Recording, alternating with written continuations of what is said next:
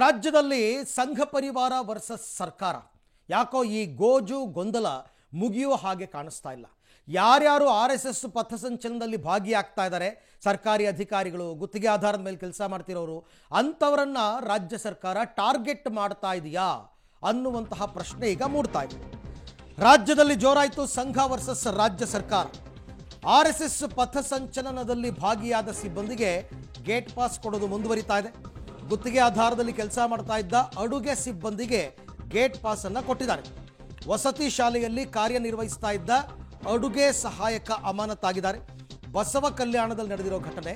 Basava ಕಲ್ಯಾಣದಲ್ಲಿ RSS ಪಥಸಂಚಲನದಲ್ಲಿ Pramod ಭಾಗಿಯಾಗಿದ್ದರು. ಸರ್ಕಾರಿ ಅಧಿಕಾರಿಗಳು, ಶಿಕ್ಷಕರು ಕೂಡ RSS ಪಥಸಂಚಲನದಲ್ಲಿ ಭಾಗಿಯಾಗಿದ್ದಾರೆ.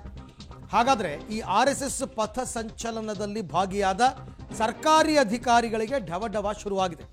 ಸುಮಾರು 20ಕ್ಕೂ ಹೆಚ್ಚು ಸರ್ಕಾರಿ ಅಧಿಕಾರಿಗಳು ಭಾಗಿ ಅಂತಕ್ಕಂಥ ಮಾಹಿತಿ ಇದೆ. ನಾನು ಆರಂಭದಿಂದನೂ ಕೂಡ ಹೇಳ್ತಾ ಇದ್ದೀನಿ, ಕೋರ್ಟ್ಗೆ ಹೋದರೆ ಇದು ನಿಲ್ಲೋದಿಲ್ಲ.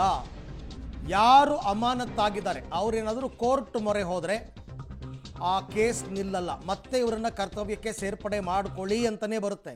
ಇದು ಪ್ಯೂರ್ಲಿ ದ್ವೇಷದ ರಾಜಕಾರಣ. ಯಾವಾಗ ಸಚಿವ ಪ್ರಿಯಾಂಕ್ ಖರ್ಗೆ RSS ಅನ್ನು ವಿರೋಧ ಮಾಡಿದ್ರೋ, RSS ಪಥಸಂಚಲನ ವಿರೋಧ ಮಾಡಿದ್ರೋ, ಅವಾಗಿಂದ ಈ ದ್ವೇಷ ರಾಜಕಾರಣ ಶುರುವಾಗಿದೆ. ಆಮೇಲೆ RSS ಪಥಸಂಚಲನದಲ್ಲಿ ಸರ್ಕಾರಿ ಅಧಿಕಾರಿಗಳು, ಸರ್ಕಾರಿ ನೌಕರರು ಭಾಗಿಯಾಗ್ತಿರೋದು ಇದೇ ಮೊದಲೇನಲ್ಲ. 2025ರಲ್ಲೇ ಮೊಟ್ಟ ಮೊದಲ ಬಾರಿಗೆ ಭಾಗಿಯಾಗ್ತಿದ್ದಾರೆ ಅಂತಂದರೆ ಸುಳ್ಳು. ಈ ಹಿಂದೆನೂ ಭಾಗಿಯಾಗಿದ್ದಾರೆ. ಆವಾಗ ಯಾರ ವಿರುದ್ಧವೂ ಕ್ರಮ ಕೈಗೊಳ್ಳದೆ ಈಗ ಕ್ರಮ ಕೈಗೊಳ್ತಾ ಇದ್ದಾರೆ ಅಂತಂದರೆ ಅದು ದ್ವೇಷದ ರಾಜಕೀಯ ಅಲ್ಲದೆ ಮತ್ತಿನ್ನೇನೂ ಅಲ್ಲ. ಹಾಗಾಗಿ ಈಗ ಬಸವ ಕಲ್ಯಾಣದಲ್ಲಿ RSS ಪರೇಡ್ ನಡೆದಿತ್ತು. ಆ ಪರೇಡ್ನಲ್ಲಿ ಪ್ರಮೋದ್ ಅಂತಕ್ಕಂಥ ವ್ಯಕ್ತಿ ಭಾಗಿಯಾಗಿದ್ದ. ಈತ ಗುತ್ತಿಗೆ ಆಧಾರದಲ್ಲಿ ಅಡುಗೆ ಕೆಲಸ ಮಾಡ್ತಾ ಇದ್ದ. ಈ ಮಧ್ಯಾಹ್ನದ ಊಟ ಇರುತ್ತಲ್ಲ, ಬಿಸಿ ಊಟ, ಆ ಬಿಸಿ ಊಟ ಯೋಜನೆಯಲ್ಲಿ ಕೆಲಸ ಮಾಡ್ತಾ ಇದ್ದ ವ್ಯಕ್ತಿ. ಈಗ ಅವ್ರನ್ನ ಅಮಾನತ್ ಮಾಡಿದ್ದಾರೆ. ಇನ್ನೂ ಒಂದು 20 ಜನ ಸರ್ಕಾರಿ ನೌಕರರೇ ಭಾಗಿಯಾಗಿದ್ದಾರೆ ಅಂತಕ್ಕಂಥ ಮಾಹಿತಿ ಕೂಡ ಇದೆ. ಅವರನ್ನು ಏನು ಮಾಡ್ತಾರೆ ಹಾಗಾದರೆ? ಓಕೆ, ನಿಮ್ಗೆ ಆ ಥರ ತೀರಾ ಭಯ ಇದ್ದಿದ್ರೆ ನೀವು ಭಾಗಿಯಾಗಬಾರ್ದಾಗಿತ್ತು. ಅಥವಾ ಭಾಗಿಯಾಗಿ ನಾನು ಎದುರಿಸ್ತೀನಿ ಅನ್ನೋದಾದರೆ ಏನು ಕ್ರಮ ತಗೋತಾರೆ, ಎದುರಿಸ್ಬೋದು. ಏನೂ ಮಾಡೋಕ್ಕಾಗಲ್ಲ. ನಿಮ್ಮನ್ನು ಕೆಲಸದಿಂದ ವಜಾ ಅಂತೂ ಮಾಡೋಕ್ಕಾಗಲ್ಲ. ಸಸ್ಪೆಂಡ್ ಮಾಡ್ಬೋದು ಟೆಂಪರರಿನಲ್ಲಿ. ಬಟ್ ಸರ್ಕಾರಿ ನೌಕರರನ್ನು ಸಸ್ಪೆಂಡ್ ಮಾಡಿದ್ರೆ ಸೂಕ್ತ ಕಾರಣ ಕೊಟ್ಟು ಅವರನ್ನು ಮತ್ತೆ ಕೆಲಸಕ್ಕೆ ಸೇರ್ಪಡೆ ಮಾಡಿಕೊಳ್ಬೇಕಾಗತ್ತೆ. ಮುಂದಿನ ದಿನಗಳಲ್ಲಿ ಆ ಕೆಲಸ ಆಗುತ್ತೆ. ತಾತ್ಕಾಲಿಕವಾಗಿ ಒಂದು ಶಿಕ್ಷೆ ಕೊಟ್ಟಂತೆ ಇದು ಅಷ್ಟೇ. ತಾತ್ಕಾಲಿಕವಾಗಿ ಒಂದು ಶಿಕ್ಷೆಯನ್ನು ಕೊಟ್ಟಂತಾಗಿದೆ. ಈ ಎಲ್ಲ ವಿಚಾರಕ್ಕೆ ಸಂಬಂಧಪಟ್ಟಂತೆ ಮತ್ತಷ್ಟು ಮಾಹಿತಿ ನನ್ನ ಕೊಲೀಗ್ ಮಲ್ಲಿಕಾರ್ಜುನ್ ಅವರಿಂದ ಪಡೆಯೋಣ. ಮಲ್ಲಿಕಾರ್ಜುನ್, ಇವರು ಗೊತ್ತಿದ್ದು ಕೂಡ ಪಥಸಂಚಲನದಲ್ಲಿ ಭಾಗಿಯಾದ್ರ ಅಥವಾ ಅರಿವಿಲ್ಲದೆ ಭಾಗಿಯಾದ್ರ? ಮತ್ತು ಸರ್ಕಾರಿ ನೌಕರರು ಕೂಡ ಇದ್ದಾರೆ ಅಂತ ಹೇಳ್ತಾರೆ. ಅವರು ಎಲ್ಲಿ? ಅವ್ರಿಗೂ ಕೂಡ ಅದೇ ಥರ ಗೊತ್ತಿದ್ದು ಭಾಗಿಯಾದ್ರ, ಗೊತ್ತಿಲ್ಲದೆ ಭಾಗಿಯಾದ್ರ? ಏನಾದರೂ ಕ್ರಮ ತಗೊಂಡಿದ್ದಾರೆ ಅವರ ವಿರುದ್ಧ, ಹೇಗೆ ಅಂತ? ಖಂಡಿತ ಅರವಿಂದ್, ನಿಜಕ್ಕೂ ಏನಂದ್ರೆ ಈಗಾಗಲೇ ಏನೊಂದು ನೋಡ್ಬೋದು, RSS ಪಥಸಂಚಲನ ವರ್ಸಸ್ ಸರ್ಕಾರದ ಜಟಾಪಟಿ ಯಾವುದೋ ನಿರ್ಲಕ್ಷ್ಯ ಕಾಣ್ತಿಲ್ಲ. ಅದು ಕಲಬುರಗಿ ಆಗಿರ್ಬೋದು, ಬೇರೆ ಬೇರೆ ಜಿಲ್ಲೆಗಳಲ್ಲಿ ಕಾಣ್ತಿರೋಂಥದ್ದು. ಅದರಲ್ಲೂ ಪ್ರಮುಖವಾಗಿ ಗಡಿ ಜಿಲ್ಲೆ ಬೀದರ್ಲಿ ಏನಿದೆ, ಈಗಾಗಲೇ ಬಸವ ಕಲ್ಯಾಣದಲ್ಲಿ ಏನೋ ಒಂದು ಹಿಂದುಳಿದ ವರ್ಗದಲ್ಲಿ ಅಂದರೆ ಬಾಲಕಿಯರ ಪೂರ್ವ ವಸತಿ ನಿಲಯ ಏನಿದೆ, ಆ ಒಂದು ವಸತಿ ನಿಲಯದ ಅಡಿಗೆ ಸಹಾಯಕರಾಗಿರ್ತಕ್ಕಂಥ ಪ್ರಮೋದ್ ಏನಿದ್ರು ಈ ಒಂದು ಪಥಸಂಚಲನದಲ್ಲಿ RSS ಪಥಸಂಚಲನದಲ್ಲಿ ಭಾಗಿಯಾಗಿದ್ರು. ಹೀಗಾಗಿ ಅವ್ರನ್ನ ಈಗ ಕರ್ತವ್ಯದಿಂದ ಏನೋ ಒಂದು ನಿವೃತ್ತಿಗೊಳಿಸುವಂಥದ್ದು, ಅಂದರೆ ಪ್ರಮುಖವಾಗಿ ಕೆಲಸದಿಂದ ತೆಗೆದು ಹಾಕಿರುವಂಥದ್ದು. ಅಂದರೆ RSS ಪಥಸಂಚಲನದಲ್ಲಿ ಭಾಗಿಯಾಗಿದ್ದಾರೆ ಅನ್ನೋ ಕಾರಣಕ್ಕೆ ಈಗ ಈ ಒಂದು ಏನೊಂದು ಹೊರಗುತ್ತಿಗೆ ಸಿಬ್ಬಂದಿ ಇದ್ದಾರೆ, ಅವ್ರನ್ನ ತೆಗೆದು ಹಾಕಿರುವಂಥದ್ದು. ಈಗ ಅದರಲ್ಲೂ ಕೂಡ ಪ್ರಮುಖವಾಗಿ 20ಕ್ಕೂ ಹೆಚ್ಚು ಶಿಕ್ಷಕರು ಈ ಒಂದು RSS ಪಥಸಂಚಲನದಲ್ಲಿ ಬಸವಕಲ್ಯಾಣದಲ್ಲಿ ಭಾಗಿಯಾಗಿದ್ದಾರೆ ಅನ್ನುವಂಥದ್ದು, ಪ್ರಮುಖವಾಗಿ ಮುಖ್ಯ ಗುರುಗಳಿರುವಂಥದ್ದು, ಶಿಕ್ಷಕರು ಇರುವಂಥದ್ದು. ಹೀಗಾಗಿ ಅವ್ರಿಗೂ ಕೂಡ ಈಗ ಡವಡವ ಶುರುವಾಗಿರುವಂಥದ್ದು. ಯಾಕಂದರೆ ಅವ್ರಿಗೂ ಕೂಡ ಅಮಾನತು ಮಾಡುವಂಥದ್ದು ಎಲ್ಲ ಸಾಧ್ಯತೆಗಳು ದಟ್ಟವಾಗಿರುವಂಥದ್ದು. ಹಿಂದೆ ಕೂಡ ಒಬ್ಬ ಅಧಿಕಾರಿ ಕೂಡ ಬಸವಕಲ್ಯಾಣದಲ್ಲಿ ಒಂದು ಅಮಾನತು ಮಾಡಿದ್ರು. ಇವತ್ತು ಕೂಡ ಈಗ ನೆಕ್ಸ್ಟ್ ಈಗ ಒಂದು 20 ಶಿಕ್ಷಕರೇನು ಭಾಗಿದ್ದಾರೆ ಅನ್ನುವಂಥ ಫೋಟೋಗಳು ವೈರಲ್ ಆಗ್ತಾಯಿದೆ. ಆ ಫೋಟೋಗಳು ಇಟ್ಕೊಂಡು ಅಧಿಕಾರಿಗಳನ್ನ ಏನೋ ಒಂದು ಅಮಾನತು ಮಾಡುವಂಥ ಸಾಧ್ಯತೆಗಳು ಇರುವಂಥದ್ದು. Arvind. Okay Mallikarjun, thank you. ತಮ್ಮ ಎಲ್ಲ ಮಾಹಿತಿಗಾಗಿ ಧನ್ಯವಾದ. ಬೇರೆ ಬೇರೆ ಜಿಲ್ಲೆಗಳಲ್ಲೂ ಈ ರೀತಿ ಘಟನಾವಳಿಗಳು ನಡೀತಾ ಇದೆ ಅಂತ ಹೇಳ್ತಾ ಇದ್ದಾರೆ. ಈಗ ಬೀದರ್ನಲ್ಲಿ ಅಡುಗೆ ಸಹಾಯಕ ಸಿಬ್ಬಂದಿಯೊಬ್ಬರನ್ನು ಅಮಾನತು ಮಾಡಿದ್ದಾರೆ. ಹಾಗೆಯೇ ಬೇರೆ ಜಿಲ್ಲೆಗಳಿಂದ ಕೂಡ ಈಗ ಇದೇ ರೀತಿಯ ಸುದ್ದಿಗಳು ಬರ್ತಾ ಇದೆ. ರಾಜ್ಯದಲ್ಲಿ ಸರ್ಕಾರ ವರ್ಸಸ್ RSS ಸಂಘಟನೆಯ ನಡುವಿನ ಈ ಹಗ್ಗ ಜಗ್ಗಾಟ ಏನಿದೆ ಅದು ಮುಂದುವರೆದಿರುವಂಥದ್ದು. ಮುಖ್ಯವಾಗಿ ಚಿತ್ತಾಪುರದಲ್ಲಿ ಪವರ್ ವಾರ್ಗೆ ಸಂಘ ಪರಿವಾರ ಸಜ್ಜಾಗಿದೆ. ನವೆಂಬರ್ 2ರಂದು ಚಿತ್ತಾಪುರದಲ್ಲಿ RSS ಪರೇಡ್ ನಡೆಸೋದಕ್ಕೆ ಪ್ಲಾನ್ ಮಾಡಿಕೊಂಡಿದೆ. ನಿನ್ನೆ ಡಿಸಿಗೆ ಅನುಮತಿ ಕೋರಿ ಪತ್ರವನ್ನು ಸಲ್ಲಿಸಿದ್ರು RSSನ ಮುಖಂಡರು. ಪ್ರಮುಖ 11 ಅಂಶಗಳ ಬಗ್ಗೆ ಉತ್ತರ ಕೊಟ್ಟು ಅನುಮತಿ ಪತ್ರವನ್ನು ಸಲ್ಲಿಕೆ ಮಾಡಿದ್ದಾರೆ. ಸ್ಥಳೀಯವಾಗಿ ಒಂದು 500-600 ಜನರಿಗೆ ಅನುಮತಿಯನ್ನು ಕೋರಿದ್ದಾರೆ RSSನ ಮುಖಂಡರು ಅನ್ನೋದು ಗೊತ್ತಾಗ್ತಿದೆ. ಕಲಬುರಗಿ ಸುತ್ತಮುತ್ತಲಿನ 200 ಜನ ಭಾಗಿಯಾಗುವ ನಿರೀಕ್ಷೆ ಇದೆ ಅಂತ ಹೇಳಿ ಉಲ್ಲೇಖವಾಗಿದೆ. ಶಕ್ತಿ ಪ್ರದರ್ಶನಕ್ಕೆ RSS ಜಾಣ ನಡೆಯನ್ನು ಅನುಸರಿಸ್ತಾ ಇದೆ ಅನ್ನೋದು ಗೊತ್ತಾಗ್ತಾ ಇದೆ. ಜಿಲ್ಲಾಧಿಕಾರಿಗಳಿಗೆ ಸಲ್ಲಿಸಿದ RSSನ ಪ್ರತಿ ಪಬ್ಲಿಕ್ ಟಿವಿಗೆ ಲಭ್ಯವಾಗಿರುವಂಥದ್ದು. ಒಂದೇ ಜಾಗದಲ್ಲಿ ಒಂದೇ ಟೈಮಿಗೆ 3 ಸಂಘಟನೆಗಳು ಪರೇಡ್ಗೆ ಅವಕಾಶ ಕೊಡಿ ಅಂತ ಹೇಳಿ ಪಟ್ಟಿಡಿದಿದ್ದಾರೆ. ಕೋರ್ಟ್ಗೆ ಮನವಿಯನ್ನು ಸಲ್ಲಿಸಿಕೊಂಡಿದ್ದಾರೆ. ನಾಡಿದ್ದು ಕೋರ್ಟ್ನಲ್ಲಿ ವಿಚಾರಕ್ಕೆ ಸಂಬಂಧಪಟ್ಟಂತೆ ಮತ್ತೆ ವಿಚಾರಣೆಯನ್ನು ಕೈಗೆತ್ತಿಕೊಳ್ತಾರೆ. ಈಗಾಗಲೇ ಕೋರ್ಟ್ ಸೂಚನೆಯ ಮೇರೆಗೆ ಜಿಲ್ಲಾಧಿಕಾರಿಗಳಿಗೆ RSS ಮನವಿಯನ್ನು ಕೂಡ ಸಲ್ಲಿಸಿತ್ತು.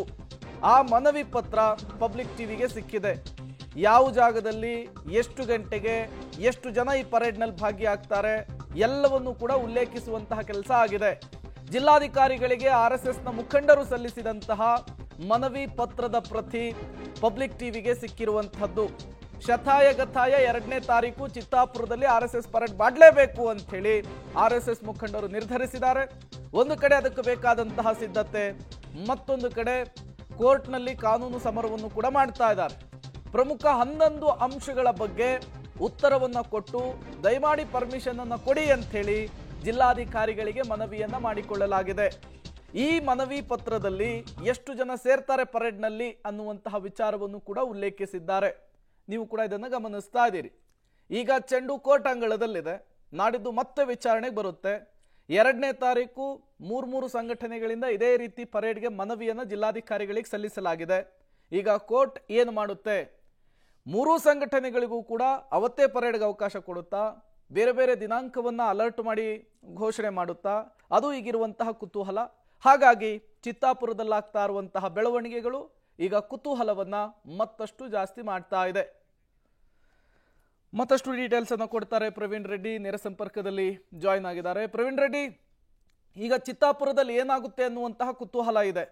ಈಗ RSSನ ಮುಖಂಡರೇನೋ ಮನವಿಯನ್ನ ಸಲ್ಲಿಸಿದ್ದಾರೆ. ಆ ಮನವಿ ಪತ್ರದಲ್ಲಿ ಏನಿದೆ? ಜೊತೆಗೆ ಒಂದೇ ದಿನದಲ್ಲಿ ಒಂದೇ ಸಮಯಕ್ಕೆ 3 ಸಂಘಟನೆಗಳಿಂದ ಈ ರೀತಿ ಮನವಿ ಪತ್ರ ಸಲ್ಲಿಕೆ ಆಗಿರುವಂತದ್ದು ಏನಾಗಬಹುದು? ಯಾರಿಗೆ ಪರ್ಮಿಷನ್ ಸಿಗಬಹುದು?